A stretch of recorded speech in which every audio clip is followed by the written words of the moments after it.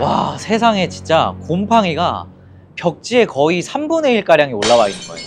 모든 방에. 진짜 너무 심하다 보니까 도저히 여기서는 계약을 진행할 수 없겠다는 생각이 들었어요.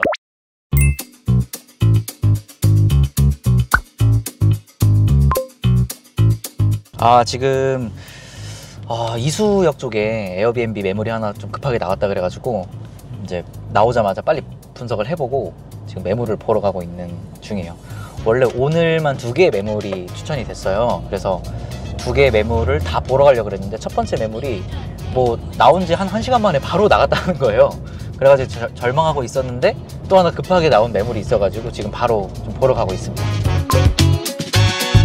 자주 있죠. 네, 이게 에어비앤비 같은 경우는, 합법 에어비앤비 같은 경우는 사실 집주인 동의를 받은 매물이 이렇게 나오기가 쉽지 않아요. 그래서 집주인 동의만 완료가 되면 거의 매물이 바로바로 빠지기 때문에 나오자마자 빨리 가봐야 돼요. 그냥 거의 한 3시간 안으로 가야 된다고 생각하시면 될 것 같아요. 쉽지 않죠. 쉽지 않아요. 그래서 일반 직장인분들이 운 좋게 주말에 나온 매물이라든가 이런 것들은 좀 잡으시는 걸 많이 봤는데, 사실 저처럼 이렇게 업으로 하시는 분들이 많잖아요. 이제 그런 경우에는 사실 직장인분들이 평일에 뭔가 딱 잡기는 좀 어려운 게 사실이에요. 그래서 보면은 뭐 휴가이시거나 아니면 스케줄 근무라서 스케줄이 없는 날이거나 이럴 때 좀 나온 매물들을 많이 잡으시는 것 같아요, 직장인분들.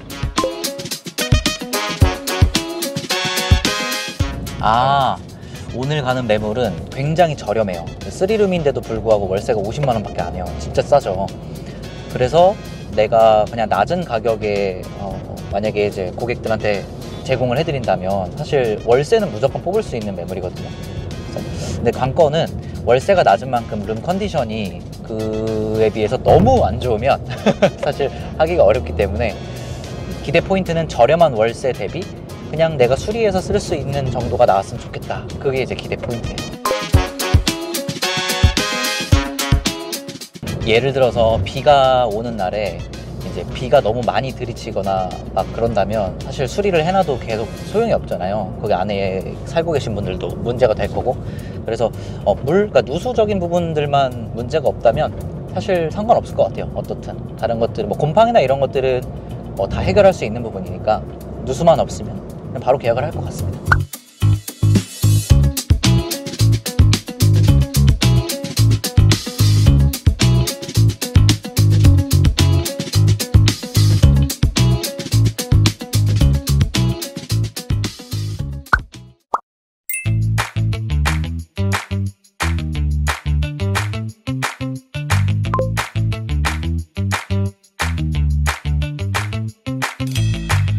근처 사시나 봐요. 어디 갔다 오시는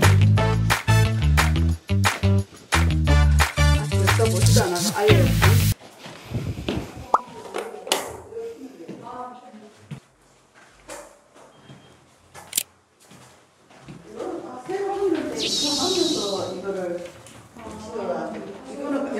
사모님, 여기 예전에 물 샌다거나 그런 거는 없었나요? 보시면 아시잖아요. 네. 뽀송뽀송하잖아요, 지하에도.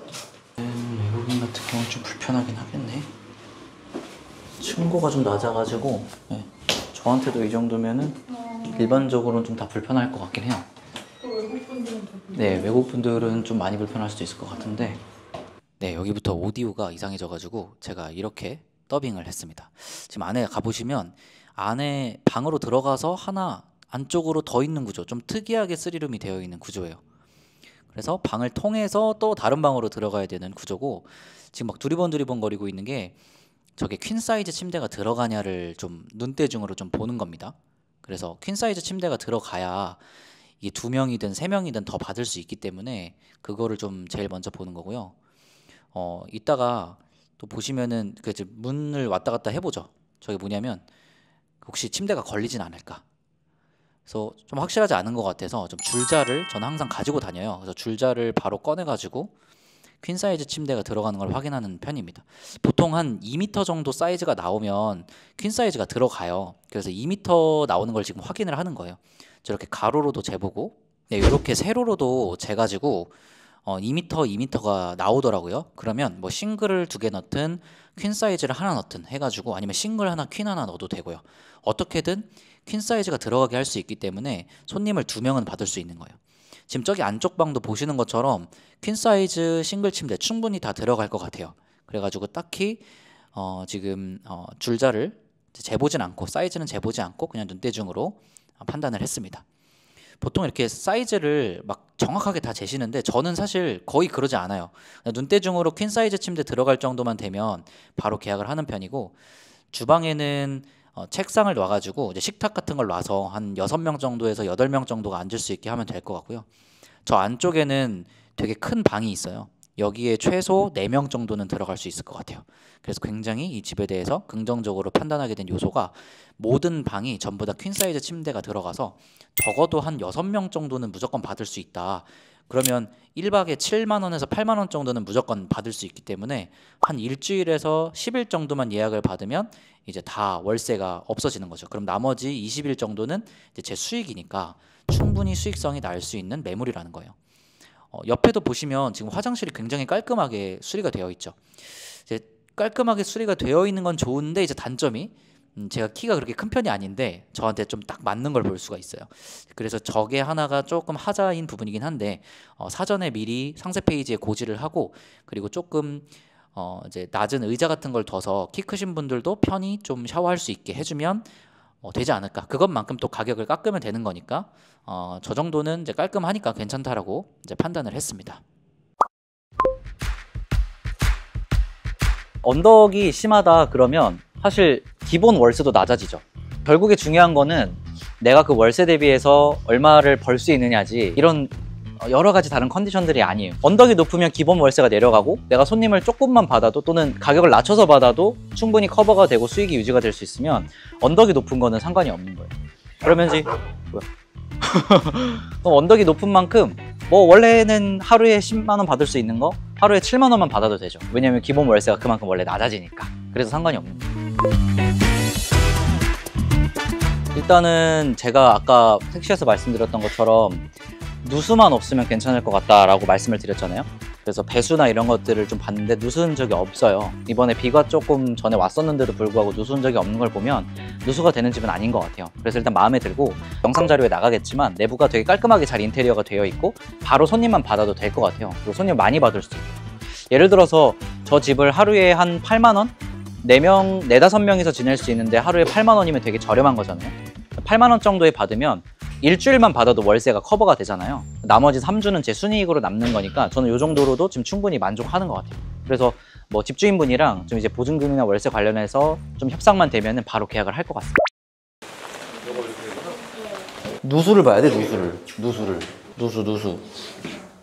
아하, 여기 쪽에 곰팡이가 좀 올라오긴 하네요. 이쪽에. 예. 이거는 어쩔 수 없습니다. 페인트 칠해서 잡아야 돼요. 곰팡이 페인트. 여기가 지금 사람이 안 살았잖아요. 사람이 살면 또 곰팡이가 없어져요. 특이하게. 저 정도는 괜찮은 것 같고, 반자치고. 콜록콜록하면 오늘 비 오는 날의 문제라서 뭐 배관의 문제일 수도 있기 때문에 한번 내려본 거고, 화장실에서 뭐 물 잘 내려가는지만 보면 되는 것 같아요. 일단은 타일이랑 이런 것만 보면 되지. 그쵸. 누수는 소음에 문제는 없겠다. 아무래도 살짝 젖어 있어요. 해결할 수 있는 방법이 있나요? 없어요. 없습니다. 네, 돈 주면 해결이 되는데 너무 많이 줘야 돼요. 어쩔 수 없어요. 그래서 감당 가능한 수준이냐가 제일 중요한 것 같아요. 제가 말씀드리는 건 아예 벽지가 이렇게 완전 젖어버린다거나 그러면 뭐 때문에 그러냐면 습기 때문에 그래요. 제습기를 틀어놔도 이제 습기가 너무 많이 있으면 사실 사람이 사는데 쾌적하지가 않잖아요. 곰팡이도 생기고. 여기가 천장이 지금 좀 낮잖아요. 그래서 천장을 한 10cm에서 15cm 정도, 여기 지금 벽면 보이시죠? 방 벽면 높이만큼 올릴 수 있으면 제일 좋을 것 같아서 시공을 할 때 얘를 좀 낮춰서 시공을 한 것 같아가지고, 물론 그럴 수밖에 없는 뭔가 상황이 있었겠죠. 배관이 지나간다든지. 근데 얘를 올릴 수 있으면 베스트일 것 같아서 그 시공하시는 분한테 좀 견적을 의뢰하려고 미리 좀 찍어놨고요. 이 정도면 비 오는 날 치고 상태 괜찮나요? 일단 저는 괜찮은 것 같아요. 네, 안전한 것 같아요. 하지만 확실한 건 없습니다. 항상 변수는 생기기 마련이기 때문에. 진행하실 건가요? 네, 여기는 진행을 한번 해보려고 해요. 대표님 무슨 일로 부르셨어요? 여러분, 제가 할 말이 있습니다. 그 이전에 반지하에서 제가 에어비앤비 하겠다라고 하면서 막 자들고 재고 막 이렇게 나왔던 그 영상 혹시 기억하시죠?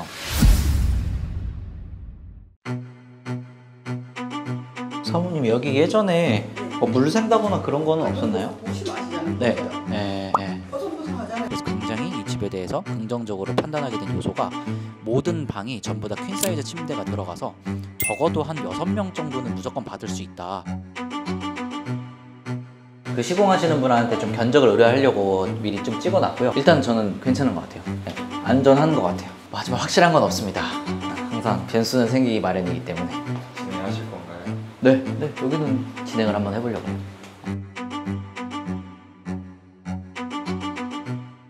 대표님 주말 아침부터 여기 어디 오신 거예요? 저 이제 오늘 계약할 지점에 왔고요. 저번에 임장 갔었던 지점 있죠? 그 임장 갔었던 지점에 오늘 계약 날이라서 좀 왔습니다. 외도민은 계약할 때 따로 신경 써야 되는 부분이 특히 있을까요? 뭐 특별한 건 없는데 한 가지 좀 주의하셔야 될 게 특약사항에다가 집주인분께서 외국인 도시민박업을 운영한다는 거를 허락한다, 이런 이제 특약사항에 꼭 들어가야 돼요. 왜 그러냐면 운영을 하다 보면 아무래도 소음이 발생하면 그 민원이 들어오거나 할 때 집주인분께서 말을 바꾸시거나 이제 그럴 경우도 있을 수 있으니까 특약사항에 허가한다는 거를 남겨두시면 좋을 것 같습니다. 그거 하나만 신경 쓰시면 될 것 같아요. 계약하러 가시죠. 가시죠. 이게 어저께 비가 좀 많이 와가지고 잘 됐다 싶어서 오늘 계약 전에 확인을 하려고 왔어요. 근데 여기 보면은 지금 이렇게 올라왔죠. 뭐냐면 이 안쪽에, 장판 안쪽에서부터 시작해서 곰팡이가 이렇게 올라온 거예요. 근데 이게 나중에 뭐가 문제가 되냐면 벽지만 문제가 아니라 이 곰팡이가 가구까지 스며든다고 표현해야 되나? 가구까지 붙습니다. 예. 저런 것들은 장판을 걷어내고 파란색 깔로 되어 있는 페인트가 있어요. 방수 페인트. 그거를 쫙 바른 다음에 다시 덮어줘야 됩니다. 그러면은 괜찮아지거든요. 저거는 좀 주인분에게 말씀을 드려가지고 처리를 해야 될 것 같아요. 나머지 벽면이나 이런 것들은 지금 딱히 뭐 안 젖어 있는 것 같아서 나머지는 괜찮은 것 같아요. 네, 이렇게 여러분 계약서 작성하고 이제 잘 마무리 지었습니다. 계약서 작성하기 전에 내부 상태 다시 확인하고 그리고 협의할 거를 확실하게 한 다음에 계약서 작성하기 전에 먼저 다 컨펌을 하고 서로 그 다음에 이제 계약서 작성을 하시는 것을 추천을 드려요. 제가 아까 옆에서 과정을 지켜봤는데 외도민이 보통 이제 임대인분들이 좀 꺼려 하신다고. 꺼려 하시죠, 아무래도. 예. 근데 제가 봤을 때는 나름대로 호의적이라고 느꼈어요. 아, 예. 인식 개선이 좀 많이 되고 있다고 보면 될까요? 요즘에 좀 그런 것 같아요. 왜냐면 우리가 매물을 많이 구하는 마포 합정, 신림동, 그다음에 또 강남 이쪽은 임대인분들이 이런 에어비앤비에 대한 문의를 많이 받으세요. 에어비앤비를 잘 몰라서 그냥 한 번도 해본 적이 없어서 그거에 대한 좀 반감이 있으신 거지, 사실 그런 문의 전화를 많이 받으시기 때문에 요즘은 많이 에어비앤비에 대해서 인식 개선이 이루어지고 있는 것 같고, 그래서 에어비앤비 뭐 집주인 동의는 크게 어려운 부분은 이제 아니다, 그 정도로 좀 얘기할 수도 있을 것 같아요. 그래서 이제 오늘 계약서 작성을 완료했으니까 다음에 할 일은 인테리어 해야겠죠. 인테리어 하고 그 다음에 이제 홈스타일링. 인테리어랑 홈스타일링은 좀 달라요. 인테리어는 안에 뭐 세탁기도 설치하고 마루도 설치하고 싱크대도 넣고 이런 것들을 인테리어라고 부르고 구조를 좀 변경하는 거. 홈스타일링은 안에다가 적당한 가구를 집어넣고 이런 것들을 홈스타일링이라고 하죠. 그 두 개를 완료를 한 다음에는 세 번째로는 사진을 예쁘게 찍고 이제 올려가지고 운영만 하면 되는 겁니다. 그럼 이제 다음 인테리어 스텝으로 가보도록 하겠습니다.